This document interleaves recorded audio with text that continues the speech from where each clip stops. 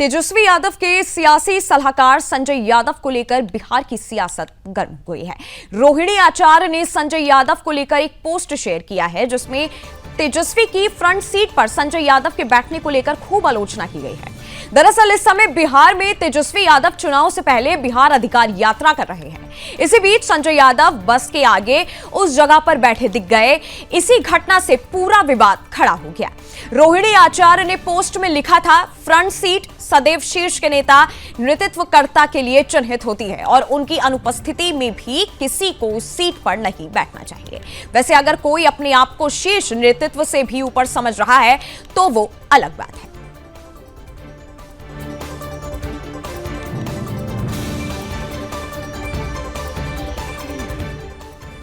ये जो तस्वीर आपके सामने आप देख सकते हैं कि फ्रंट सीट पर बैठने को लेकर के बवाल हो गया है। तेजस्वी यादव की जगह संजय बैठे दिख गए जिसके खिलाफ अब सियासी जंग छिड़ गई है। रोहिणी आचार्य ने भी पोस्ट शेयर किया है।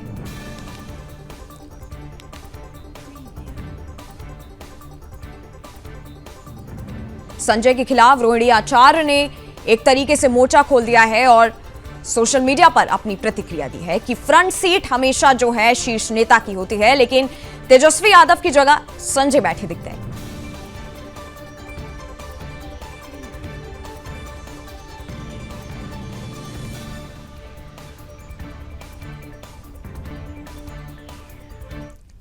और इसी खबर पर हमारे साथ ब्यूरो चीफ दिल्ली से सौरभ तिवारी जुड़े हुए हैं।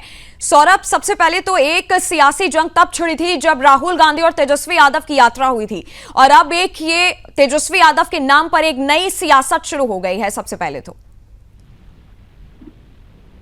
जी देखिए, जाहिर सी बात, संजय यादव गिरफ्तार उन्हीं के पार्टी जो आरजेडी के जो राज्यसभा सांसद हैं, और इससे पहले रोहिणी आचार्य से पहले तेज प्रताप ने आरोप लगाया था कि उनके घर में जो महाभारत हो रही है वो संजय यादव कारण हो रही है।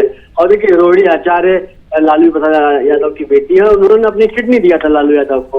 और पिछली बार 2024 के लोकसभा के चुनाव में सारण छपरा से राजीव प्रताप रूडी के खिलाफ वो चुनाव लड़ी थी, भले ही वो हार गई थी, लेकिन सोशल मीडिया पर काफी एक्टिव रहती हैं। और जिस तरह से उनकी बयानबाजी आई है, लालू यादव काफी करीबी लोगों में से रोहिणी आचार्य की गिनती होती है। और जिस तरह से उन्होंने ट्वीट करके लिखा है कि जो फ्रंट सीट होती है वो हमेशा शीर्ष नेतृत्व की होती है।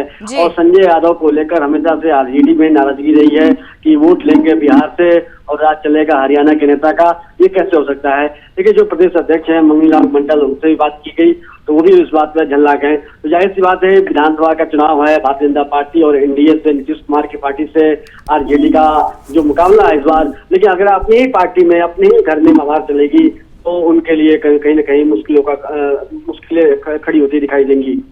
जी, और एक तरीके से संजय यादव को करीबी भी माना जाता है सौरभ तेजस्वी यादव का।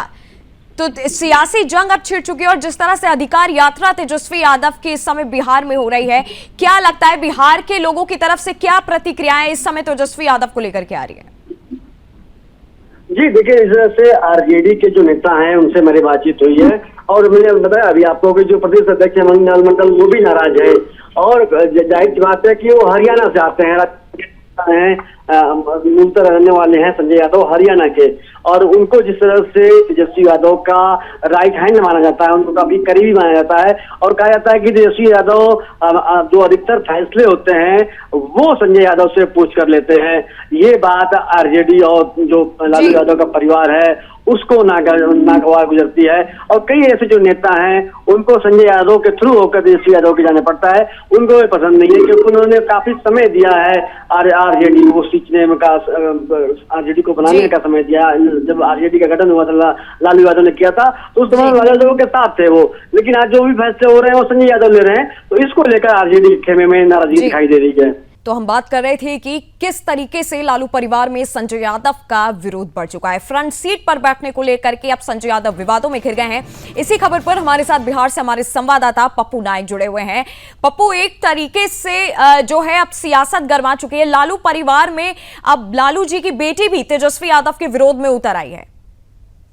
जी नंदिनी, मैं आपको बता दूं कि सबसे बड़ी बात है कि रोहिणी का विरोध करना यह बता रहा है कि लालू परिवार में सब कुछ ठीक नहीं है, क्योंकि रोहिणी आचार्य का बहुत कुछ लालू परिवार में चलता है। आप देखे होंगे जब लालू जी बीमार होते हैं जी। तो उनका इलाज भी उन्हें वही कराते हैं और उनकी देखभाल भी वही करते हैं।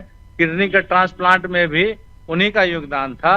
तो रोहिणी का इस तरह से प्रतिकार करने का मतलब है जी। कि संजय यादव को लेकर सब कुछ ठीक ठाक नहीं है।